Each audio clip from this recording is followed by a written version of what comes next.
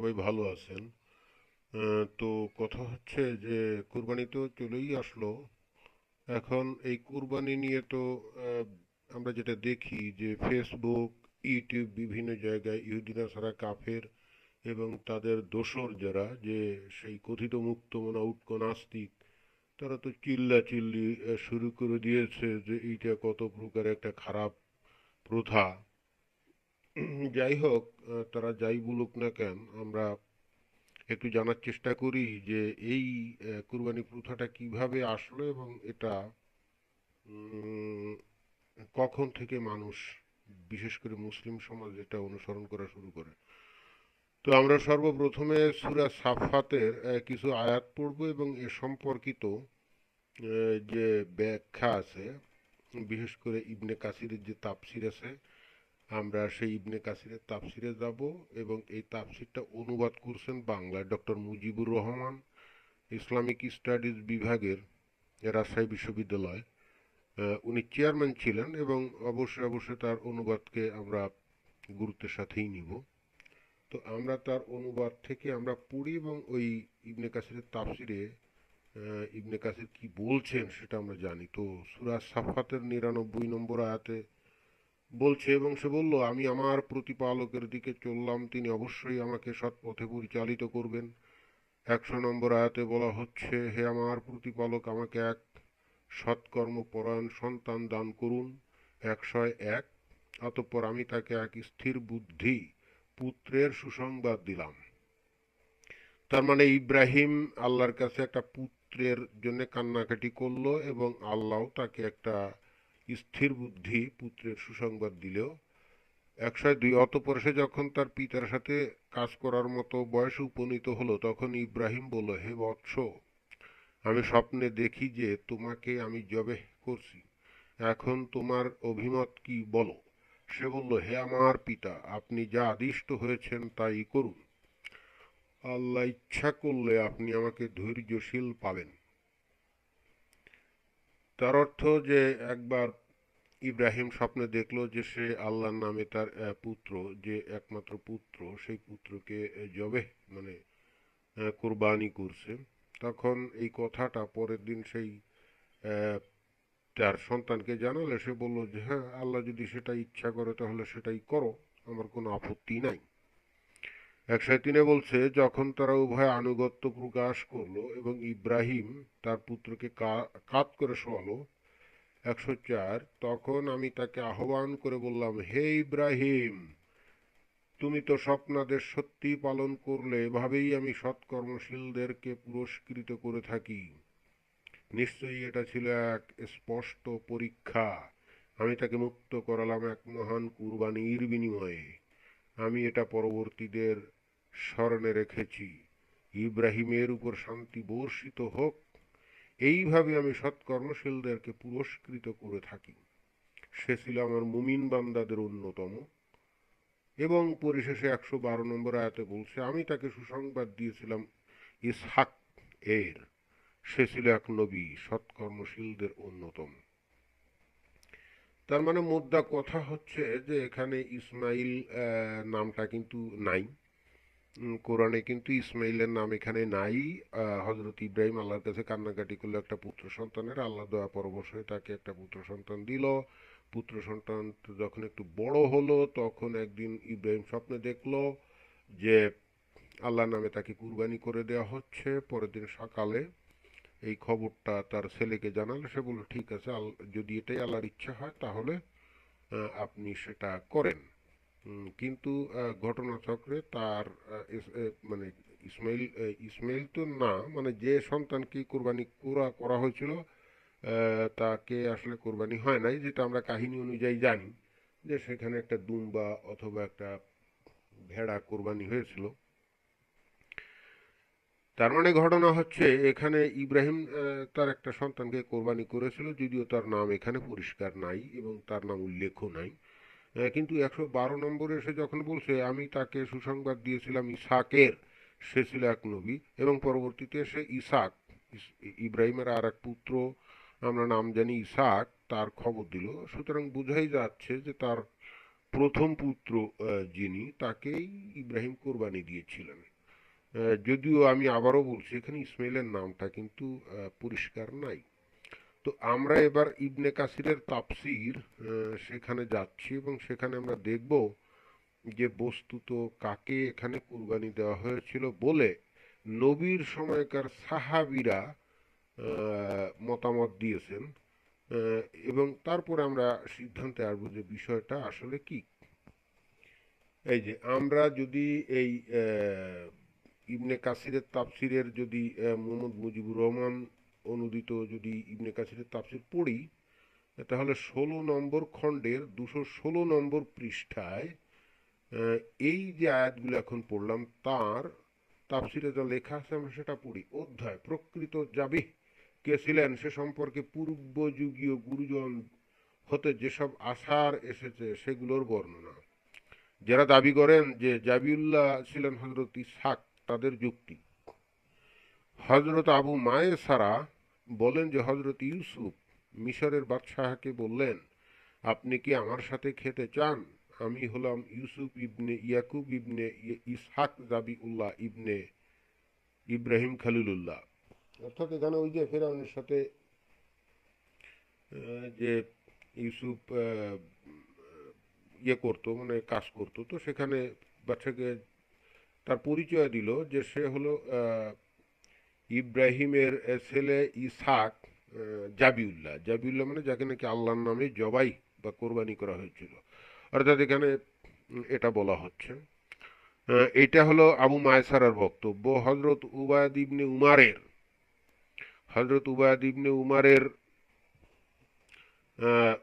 উমায়ের উমায়ের তার পিতা হতে বর্ণনা করেছেন। হজরত মুসা বলেন, হে আমার প্রতিপালক, মানুষের মুখে মুখে হজরত ইব্রাহিম, হজরত ইসাক এবং হজরত ইয়াকুবের মাবুদের নামে শপথ করে থাকে, এর কারণ কি? উত্তরে আল্লাহ তাআলা বলেন। এখানে দেখুন যে বলছে যে আল্লাহ তাআলা, যে উত্তরে আল্লাহ তাআলা বলেন কারণেই যে হজরত ইব্রাহিম প্রত্যেকটি বিষয়ে আমাকেই প্রাধান্য দিয়ে থাকে। ইসহাক আমার পথে কুরবানি হওয়ার জন্য নিজেকে আমার হাতে সমর্পণ করে, আর ইয়াকুবকে আমি যতই বিপদ আপদে নিপতিত করি তার শুভ ধারণা ততই বৃদ্ধি পেতে থাকে। অর্থাৎ এখানেও হজরত উবায়দ ইবনে উমায়ের তার পিতার সূত্রে বলতেছে যে এখানেও ইসাকেই কোরবানি করা হয়েছিল। হজরত ইবনে মাসুদের সামনে একদা এক ব্যক্তি তার পূর্বপুরুষের গৌরবের কথা বলা বলি করছিল। 217 নম্বর পৃষ্ঠায় চলে আসছি। তিনি তাকে বললেন, প্রকৃত গৌরবের অধিকারী হওয়ার যোগ্য হজরত ইউসুফ, কেননা তিনি হচ্ছেন ইয়াকুব ইবনে ইসহাক জাবিউল্লাহ ইবনে ইব্রাহিম খলিলুল্লাহ এর বংশধর। এই যে ইবনে মাসুদটাকে, ইবনে মাসুদ হচ্ছেন একজন অত্যন্ত অত্যন্ত মর্যাদাবান একজন সাহাবী, যাকে নবী সার্টিফিকেট দিয়েছিলেন যে তার চাইতে কোরআন ভালো জানে এমন কেউ নাই। একটা সহিহ হাদিসে বর্ণিত আছে যে নবীকে জিজ্ঞেস করা হয়েছিল কি কোরআন কারা ভালো জানে এবং কাদের কাছ থেকে কোরআন শিক্ষা করতে হবে, তখন নবী বলেছিলেন, তোমরা ইবনে মাসুদ, জাবাল সালিম, জাবাল ইবনে মুয়াজ, সালিম এবং উবাই ইবনে কাব, এই চারজনের কাছ থেকে তোমরা কোরআন শিক্ষা করো। তো এই ধরনের একজন certified by our prophet Muhammad, তার বক্তব্য যে ইসাককেই কোরবানি করা হয়েছিল। এরপরে যে বক্তব্যটা আছে দেখা যাচ্ছে যে ইকরামা ইবনে আব্বাস, আলী, জায়েদ ইবনে জুবায়ের, মুজাহিদ, শাবি, উবায়দ ইবনে উমায়ের, জায়েদ ইবনে আসলাম, আব্দুল্লাহ ইবনে শাকিক, কাসিম ইবনে আবি বুরজাহ, মাকহুল, আহ, উসমান ইবনে আবু আজির, সুদ্দি, হাসান, কাতাদা এবং হুজাইল ইবনে সাবিত, কাবুল আহাবার প্রমুখ গুরুজন হতে এই মত পোষণ করেন যে জাবিউল্লাহ হজরত ইসাকি ছিলেন। তার মানে এখানে প্রায় 18-20 জন একেবারে নবীর সাহাবী তারা এই মতই পোষণ করে গেছেন যে ইসহাককেই কোরবানি দেওয়া হয়েছিল। ইমাম ইবনে জারিরও এই মত গ্রহণ করেছেন। এই যে ইমাম ইবনে জারির, হু ইজ ইমাম ইবনে জারির? ইমাম ইবনে জারির is the most famous and authenticated historian. সেই আল তাবারি আপনারা অনেকেই জানেন যে তার 40 খণ্ডের সেই ইসলামের ইতিহাসের ইয়েটা আছে, যেটা নাকি এখন সবচেয়ে অথেন্টিকেট বলে গণ্য করা হয়। তো উনিও একই মত পোষণ করেছেন, কিন্তু মুশকিলটা হচ্ছে এত লোক এত মতামত প্রকাশ করার পরে যে বলছে সঠিক জ্ঞান একমাত্র আল্লাহ তাআলারই আছে, এটা বুঝলাম না। এত লোক যে তাদের মতামত পোষণ করলো যে ইসাককেই কুরবানি দেওয়া হয়েছিল, সেটাকে গণনার মধ্যে না এনে সঠিক জ্ঞান একমাত্র আল্লাহ তাআলারই আছে, যে ইবনে কাসির এটা কেন বললো? এটা তো একটু ইয়ে লাগলো। আসলে ঘটনা হচ্ছে যে এই যে ঈসাকে কোরবানি দেওয়া হয়েছিল, এটা তো আর মুসলমানরা বিশ্বাস করে না।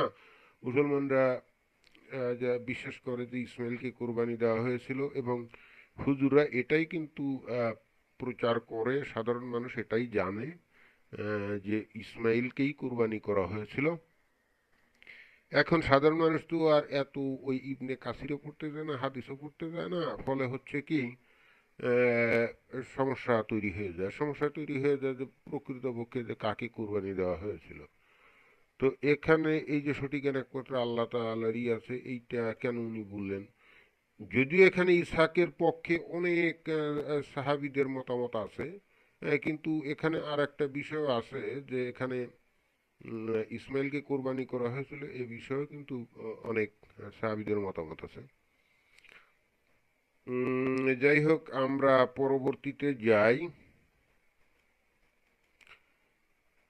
এখন ওইসব আসার বর্ণনা করা হচ্ছে যেগুলো দ্বারা প্রমাণিত হয় জাবিউল্লাহ ছিলেন হজরত ইসমাইল, আর এটাই অকাট্য রূপে সত্য। কিভাবে? ওই আসারে যখন প্রায় 20-22 জন সাহাবি যারা বললেন যে ইসাককে কোরবানি করা হয়েছিল, সেখানে অন্য আসার দিয়ে ইসমাইলকেই কোরবানি করা হয়েছিল, এইটা কেন অকাট্যভাবে সত্য হয়? এটা তো একটু কৌতূহলের বিষয়। যেমন এখানে সেই বক্তব্যটা আসছে যে হজরত ইবনে আব্বাস বলেন জাবিউল্লাহ ছিলেন হজরত ইসমাইল। ইয়াহুদিরা যে হজরত ইসহাককে জাবিউল্লাহ বলেছে তা তারা ভুল বলেছে। হজরত ইবনে উমার, মুজাহিদ, সাবি, হাসান বসরি, মুহাম্মদ ইবনে কাব কারাজি প্রমুখ গুরুজন মত প্রকাশ করেন যে জাবিউল্লাহ হজরত ইসমাইল ছিলেন। হজরত সাবি বলেন জাবিউল্লাহ ছিলেন হজরত ইসমাইল, এবং আমি কাবা গৃহে ভেড়ার শিং দেখেছি। মোহাম্মদ ইবনে কাব বলেন যে মহান আল্লাহ হজরত ইব্রাহিমকে তদীয় পুত্র ইসমাইলকে কুরবানি করার নির্দেশ দেন।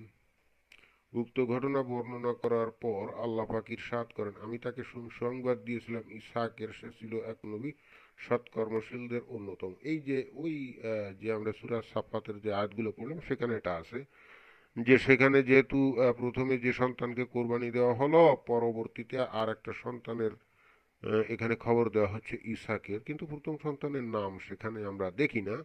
এবং এ থেকেই বস্তুত এক শ্রেণীর সাহাবি বা ইসলামিক স্কলাররা এই সিদ্ধান্তে আসে যে এখানে ইসমাইলকেই কোরবানি দেওয়া হয়েছিল, কারণ ইসমাইলই ছিলেন হজরত ইব্রাহিমের প্রথম সন্তান, যেটা আমরা তৌরাত কিতাবে অর্থাৎ আগের যে কিতাব সেখানেও দেখি। কিন্তু দুঃখজনকভাবে এইটা যদি সত্যই হয়, তাহলে আবার 20-25 জন সাহাবি তারা আবার ইসাকের পক্ষে কেন রায় দিল? সেটা তো আমাদের বোধগম্য না। তো সাহাবিরাই যে বিষয়ে একমত না, আজকে আমরা সেই বিষয়ে কিভাবে একমত হতে পারি? এটা তো একটু চিন্তার বিষয়। কারণ আমাদের থেকে সাহাবিরাই তো আসলে ইসলাম বেশি বুঝতো, তারা সরাসরি নবীর কাছ থেকে ইসলাম শিখতেও, তাহলে তারা তো বেশি জানে। এখন তারাই যদি একটা বৃহৎ অংশ বলে যে ইসাককে কোরবানি করা হয়েছিল, তাহলে তো আমাদের আমরা তো একটা দ্বন্দ্বে পড়ে যাওয়ার বিষয়। হজরত ইব্রাহিমকে, আচ্ছা যাই হোক, তারপর আমরা পড়ি হজরত ইব্রাহিমকে পুত্র ইসাকের জন্ম হওয়ার সুসংবাদ দেওয়া হয়েছে, এবং এর সাথে আরো বলা হয়েছে যে হজরত ইসাকের পুত্র হজরত ইয়াকুবও জন্ম লাভ করবেন, এবং হজরত ইসাক এর পুত্র হজরত ইয়াকুবের জন্মগ্রহণের পূর্বে তাকে কোরবানি করার হুকুম দেয়া কি করে সম্ভব? ওই যে সেইটাই এখানে বলা হচ্ছে যে যেহেতু ইসাকের খবর সেখানে দেওয়া হচ্ছে, তাহলে এখানে যে কোরবানির ঘটনা তার জন্মের আগেই তো ঘটে গেছে, তো তার জন্মের আগে কিভাবে ইসাককে কোরবানি দেয়? এটা খুবই যৌক্তিক। বস্তুত এই পয়েন্ট থেকেই ধারণা, মানে এই সিদ্ধান্ত আসছে যে ইসমাইলকে কোরবানি করা হয়েছিল, যদিও কোরআনে কিন্তু ওই নামটা বলেনি। এখন মুশকিলটা হচ্ছে যে ইসমাইল যে হজরত ইব্রাহিমের প্রথম সন্তান ছিল। এই বিষয়ে যে ইহুদিদের যে কিতাব আছে তৌরাত অথবা পুরাতন নিয়ম, খ্রিস্টানরা যেটাকে পুরাতন নিয়ম বলে, এখন আজকের আধুনিক যুগের যে সমস্ত ইসলামিক স্কলার বা আলেম ওলামা আছে তারা তো বললো ওটা বিকৃত। তাহলে ওটা যদি বিকৃত হয়, ওটা যদি ভুয়া হয়, বা ওটা যদি ভুলভাল কথার মধ্যে লেখা, বা ওটা পাল্টে ফেলছে ইহুদি ও খ্রিস্টানরা, তাহলে সেখানে যে তার প্রথম সন্তান ইসমাইল ছিল, সেই তথ্যটা কেন নিতে হবে? একটা ভুল কিতাবের থেকে আমরা রেফারেন্স কেন গ্রহণ করব? আহ, আমরা তো কোরআন হাদিসে তো সেটা পাচ্ছি না। হজরত ইবনে ইসাক বলেন, এটা আবার ওই ইসাক না, মানে ইব্রাহিমের পুত্র ইসাক না। একথা আমি বহু লোককে বলতে শুনেছি। এ প্রসঙ্গে হজরত উমার ইবনে আবদেল আজিজ বর্ণনা করেন, এটা অতি পরিষ্কার প্রমাণ। আমিও জানতাম যে জাবিউল্লাহ হজরত ইসমাইলি ছিলেন, কিন্তু উনার জানার ভিত্তিটা কি? অতঃপর তিনি সিরিয়ার একজন ইয়াহুদি আলেমকে এ সম্পর্কে জিজ্ঞেস করেন, যিনি মুসলমান হয়েছিলেন। উত্তরে ওই আলেম বলেছিলেন, হে আমিরুল মুমিনিন, সত্য কথা এটাই যে যাকে কুরবানি করার নির্দেশ দেওয়া হয়েছিল তিনি ছিলেন হজরত ইসমাইল। তার মানে এইবার ইসমাইলকে যে কোরবানি করা হয়েছিল এটাকে অথেন্টিকেট বা যৌক্তিক করার জন্য একজন ইহুদি লোকের সাক্ষী হাজির করা হচ্ছে। কিন্তু ইহুদি যদি সে মুসলমান হয়েও থাকে, সে বললে তো আর হবে না, কারণ ইহুদি কিতাবে সেখানে তো ইসমাইলকে কোরবানি করা হয়নি। সুতরাং সেই ইহুদি আলেম কিভাবে জানবে?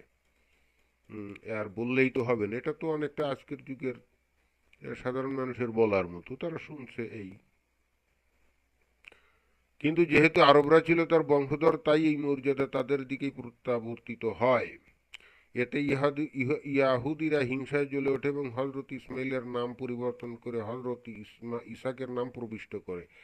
তার মানে এখানে বলা হচ্ছে যে যেহেতু ইসমাইলের বংশধর হলো আরবরা এবং সেখানেই হজরত মুহাম্মদের জন্ম হয়েছিল, সেহেতু তারা আরবদের এই ধরনের মর্যাদা তারা, এবং এই ইসমাইলের বংশধারা যখন হজরত মুহাম্মদ এসে নবী হিসাবে আবির্ভূত হলেন, তখন ইহুদিরা ক্ষেপে যায়, তারা হিংসায় জ্বলে ওঠে। এই জন্য হজরত ইসমাইলের নাম পরিবর্তন করে হজরত ইসাকের নাম প্রবিষ্ট করে। তো এটা কোন ধরনের বক্তব্য বুঝলাম না, কারণ 570 খ্রিস্টাব্দে আমাদের নবীর জন্ম, এবং উনি বস্তুত 610 খ্রিস্টাব্দে উনি ইসলাম প্রচার শুরু করেন 40 বছর বয়সে। কিন্তু আহ, এ তৌরাত কিতাব, যে কিতাবে নাকি এই ঈসাকে কোরবানি করা হয়, এই কিতাব তো নবীর জন্মেরও প্রায় 700-800 বছর আগে এটা সংকলন করা হয়ে গেছে। এটা হাজার হাজার কপি সংকলিত হয়ে গেছে। এটা ইহুদিদের বাড়িতে বাড়িতে আছে, এবং ইহুদিদের সিনাগগে সিনাগগে আছে। এবং এটা যে সত্য তার প্রমাণ হচ্ছে যে ডেড সি স্ক্রল। আমরা জানি যে ডেড সি স্ক্রল, যেখানে নাকি যীশু খ্রিস্টের জন্মেরও কিছু বছর আগে, অথবা তার কিছুকাল আগে, অথবা সমসাময়িক কালে ইহুদিরা তাদের এই তৌরাত কিতাবকে মাটির এক ধরনের পাত্রের মধ্যে স্ক্রলগুলো ঢুকিয়ে ওই যে গুহার মধ্যে লুকিয়ে রাখছিল। এবং 1947 সালের দিকে একটা যাযাবর বেদুইন বালক কর্তৃক এটা আবিষ্কৃত, এবং পরবর্তীতে এখানে প্রচুর পরিমাণ ম্যানাস্ক্রিপ্ট পাওয়া গেছে, এবং দেখা গেছে যে আজকে যে তৌরাত কিতাব হুবহু যীশু খ্রিস্টের জন্মের আগেও, প্রায় 300-400 বছর আগেই সেটা তোর কিতাব আকারে লেখা হয়ে গেছিল, এবং হুবহু সেই কাহিনীর সাথে মিল। তার মানে আহ, ইসাককে কোরবানি করার যে ঘটনাটা, সেটা তো যীশু খ্রিস্টের জন্মের অন্তত 200-300 বছর আগে তৌরাত কিতাবে লেখা। তো তাই যদি হয়, তাহলে তার 700-800 বছর পরে এসে এখানে বলা হচ্ছে যে ইহুদিরা হিংসায় জ্বলে ওঠে যেহেতু ইসমাইলের বংশধারায় নবী হজরত মুহাম্মদ জন্মগ্রহণ করলেন, এবং এই জন্য নাম পাল্টে দেয়। তা কি কি করে সম্ভব? কারণ মদিনা অল্প কয়জন ইহুদি ছিল। বস্তুত সবচেয়ে বেশি ইহুদি ছিল তো আর মদিনায় ছিল না। ইহুদিরা তো ছিল সিরিয়া, জর্ডান, তারপরে ওদিকে ইসরায়েল, মানে বর্তমানে যেটা জেরুজালেম, ইসরায়েল, প্যালেস্টিনিয়ান অঞ্চল, তারপরে ইউরোপের বিভিন্ন জায়গায় তারা ছড়িয়ে ছিটিয়ে ছিল এবং তাদের কাছেই তো বস্তুত তোরাত কিতাবগুলো ছিল। তো তারা কিভাবে এটা পরিবর্তন করবে? অর্থাৎ হজরত মুহাম্মদ জন্মেরও আগে 700-800 বছর আগেই তো সেখানে ইসাকের কথা লেখা বা ইসাককে কোরবানি দেওয়া হয়েছিল। আহ, আসলে তো এটা যথেষ্ট এখানে এই এই নাম প্রবেশ তো করিয়ে মানে ইহুদি কয়জন ছিল মদিনায়? অল্প কয়েকজন ছিল। তাদের কাছে দুই একটা যদি তৌরাত কিতাব থেকেও থাকে তার মধ্যে হয়তো তারা যদি আমি এই যুক্তিটা ধরি নাম হয়তো প্রবেশ করাতে পারে, কিন্তু তাই বলে তো অন্যান্য জায়গায় যে প্রচুর যে তৌরাত কিতাবের কপি ছিল সে সে জায়গায় তো পাল্টানোর কথা না। এবং শুধু তাই না, আমরা যে এই ডেড সি স্ক্রলের যে ঘটনাটা জানলাম তার দ্বারা তো আরো প্রমাণিত যে নবী তো বটেই, যিশুর জন্মের 200-300 বছর আগেই তৌরাত কিতাব কমপ্লিট আকারে লিখিত ছিল। এবং এরপর এসে বলছে এই ব্যাপারে সঠিক জ্ঞান একমাত্র আল্লাহ তালারই রয়েছে। এই বুঝলাম না, তার মানে যখনই কোনো সিদ্ধান্তে আসা যাচ্ছে না, পরিষ্কার হওয়া যাচ্ছে না, তখনই এই বিষয়টা আল্লাহর কাছে সঁপে দেওয়া হচ্ছে।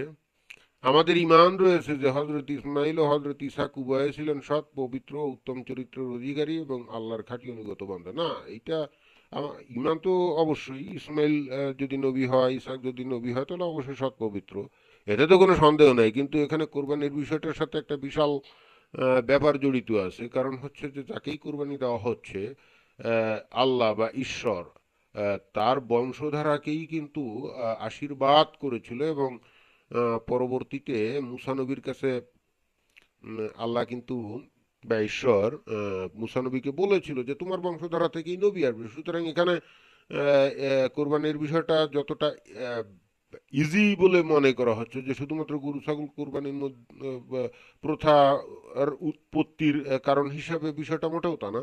বিষয়টা হচ্ছে যে ছেলেটাকে আল্লাহর নামে কোরবানি করা হচ্ছে তাকে আল্লাহ পবিত্র করে দিয়েছে এবং তাকে আশীর্বাদ করেছে, আশীর্বাদ করে ধন্য করেছে।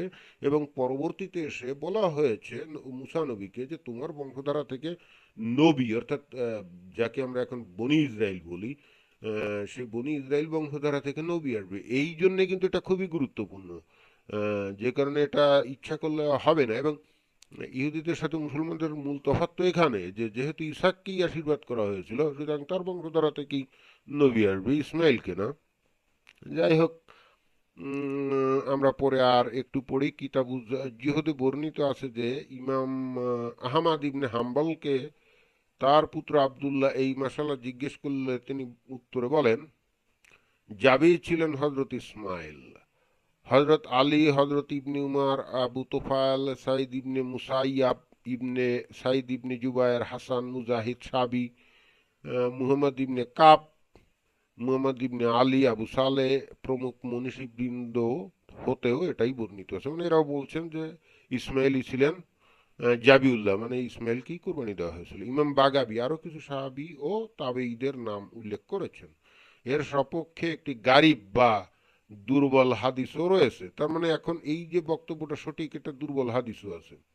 তাতে রয়েছে যে সিরিয়ায় আমির মুয়াবিয়ার সামনে জাবিউল্লাহ কে ছিলেন এই প্রশ্ন উত্থাপিত হলে তিনি জবাবে বলেন, আচ্ছা ঠিক আছে, আমি এটা অবগত আছি, শুনুন, একদা নবী এর নিকট ছিলাম, এমন সময় একজন লোক এসে বলতে শুরু করলো, হে আল্লাহর পথে উৎসর্গীকৃত দুই ব্যক্তির বংশের রাসূল, আমাকেও গনিমতের মাল হতে কিছু প্রদান করুন। এ কথা শুনে রাসূলুল্লাহ মুস্কি হাসলেন। হযরত মুয়াবিয়াকে জিজ্ঞেস করা হলো, হে আমিরুল মুমিনিন, ওই জাবিহ দয় কারা? এখানে খুব ইন্টারেস্টিং একটা বিষয় বলা হচ্ছে যে, দেখুন যে এখানে বলা হচ্ছে যে হ্যাঁ, হে আমিরুল মুমিনিন, ওই জাবিহ দয় কারা। তার মানে হচ্ছে যে এখানে দুইজনকে জবাই করা হয়েছিল, অর্থাৎ দুইজনকে কুরবানি করা হয়েছিল বলে এখানে ইয়ে করা হচ্ছে। তো যাই হোক, তিনি জবাবে বললেন রাসূলুল্লাহ এর পিতা রাসূলুল্লাহ সাল্লাল্লাহু আলাইহি সাল্লামের পিতামহ আব্দুল মুত্তালিব যখন জমজম কূপ খনন করেন তখন তিনি নজর মেনেছিলেন যে যদি কাজটি সহজভাবে হয় তবে তিনি তার একটি ছেলেকে আল্লাহর নামে উৎসর্গ করবেন। কাজটি সহজভাবে সমাপ্ত হলো। তখন কোনো এক ছেলেকে কুরবানি করা যায় এটা নির্ধারণ করার জন্য লটারি করেন। লটারিতে রাসূলুল্লাহ সাল্লাল্লাহু আলাইহি ওয়াসাল্লামের পিতা আব্দুল্লাহর নাম উঠে আসে। এ দেখে তার নানারা এ কাজ করতে তাকে নিষেধ করলো এবং বলল তার বিনিময়ে 100টি উট কুরবানি করে দাও। তিনি তাই করলেন। আর দ্বিতীয় জাবিহ হলেন হযরত ইসমাইল, যা সর্বজন বিদিত। আহ, এই জায়গায় দেখুন যে জবাই দুইজন হয়েছিল, অর্থাৎ দুইজনকে উৎসর্গ করা হয়েছিল। এটা মুয়াবিয়ার নামে এই বক্তব্যটা দেওয়া হচ্ছে। তার মানে একটা লেভেলে সে যখন এই সিদ্ধান্ত করাই যাচ্ছে না যে বস্তুত কাকে কুরবানি করা হয়েছিল, তখন কিন্তু একটা সমঝোতার একটা বিষয় এখানে আসে। অর্থাৎ ঠিক আছে, দুইজনকেই কুরবানি করা হয়েছিল বলে প্রচার করা হোক। বিষয়টা কিন্তু খুবই ইন্টারেস্টিং। কারণ হচ্ছে যে তৌরাত কিতাবে তো সেখানে ইসমাইলকে কুরবানি তো দূরের কথা, ইসমাইল ও তার মাকে তো নির্বাসন দেওয়া হয়েছিল, যেটা কিন্তু একটা হাদিসেও আছে। এবং পরবর্তীতে সেই মক্কায় নির্বাসন দেওয়া হয়েছিল, যেটা আমরা জানি। এবং পরবর্তীতে যেখানে নির্বাসন দেওয়া হয়েছিল সেই জায়গাটা মক্কা নামক জায়গা হিসেবে গড়ে ওঠে। তো এই জিনিসগুলো তো তৎকালীন যে সাহাবিরা, ওনারা তো জানতেন এই বিষয়গুলো। যে জানতেন না তা না, কারণ তাদের পাশেই তো ইহুদি খ্রিস্টানরা বসবাস করতো এবং তারা তৌরাত কিতাব পাঠ করতো। আমাদের নবীও তো সেই সূত্রে নিজেকে নবী দাবি করলেন এবং উনিও নিজে বারবার তৌরাত কিতাবকে, ইঞ্জিল কিতাবকে আল্লাহর কিতাব হিসাবে উনি স্বীকার করে নিয়েছেন। তো নিজেকে নবী দাবি করতে গেলে আগের যে বংশধারা নবীদের সেটাকে তো স্বীকার করতে হবে এবং তার ওয়ারিশ সূত্রেই তো তাকে নবী দাবি করতে হবে। তো এই বিষয়গুলো তো নবী জানতেন।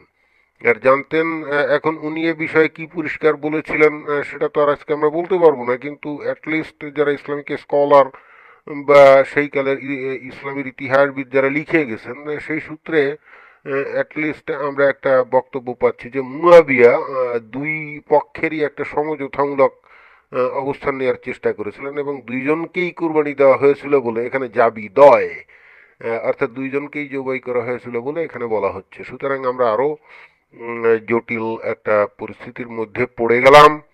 আমরা কিন্তু প্রকৃতপক্ষে এখান থেকে নিশ্চিত হতে পারলাম না যে কাকে কোরবানি দেওয়া হয়েছিল। কিন্তু অবশেষে এখানে এই যে 220 পৃষ্ঠায় এখানে এসে বলা হচ্ছে কিন্তু এসব কথা বাস্তবতা শূন্য। অবশ্য হজরত ইসমাইল এর জাবিউল্লাহর ব্যাপারে মুহাম্মদ ইবনে কারাজির প্রমাণ খুব স্পষ্ট সবল। এসব ব্যাপারে আল্লাহ তাআলাই সবচেয়ে ভালো জানেন। যদি খুব স্পষ্ট সবলই হয় ইসমাইলের জাবিউল্লাহর ব্যাপারে, অর্থাৎ ইসমাইলকে কোরবানি করা হয়েছিল এই ব্যাপারে যদি প্রমাণ খুব সুস্পষ্টই হয়, তাহলে পরবর্তীতে এ ব্যাপারে আল্লাহ সবচেয়ে ভালো জানেন এই বক্তব্য দেওয়াটা তো অর্থহীন হয়ে দাঁড়ায়। যদি জানা যায় যে 100% নিশ্চিত হয়ে বলা যায় যে ইসমাইলকেই কোরবানি করা হয়েছিল, তখন তো আর বিষয়টা আল্লাহর উপরে ছেড়ে দেওয়ার কোনো মানে অবকাশ থাকে না। যাই হোক, আমরা এই ইবনে কাসিরের তাফসির থেকে আমরা কিন্তু কোনো সিদ্ধান্তে আসতে পারলাম না যে ইসমাইলকে নাকি ইসহাককে কোরবানি করা হয়েছিল। তো আজকের বিষয় এই পর্যন্ত। পরে একটা লাইভে এ বিষয়ে একটা হাদিস আছে যেখান থেকে আরো পরিষ্কারভাবে বোঝা যাবে যে প্রকৃতপক্ষে ইসমাইলকে কোরবানি করা হয়েছিল কি না। উম, তো সেই পর্যন্ত অপেক্ষায় থাকতে হবে। সবাইকে ধন্যবাদ।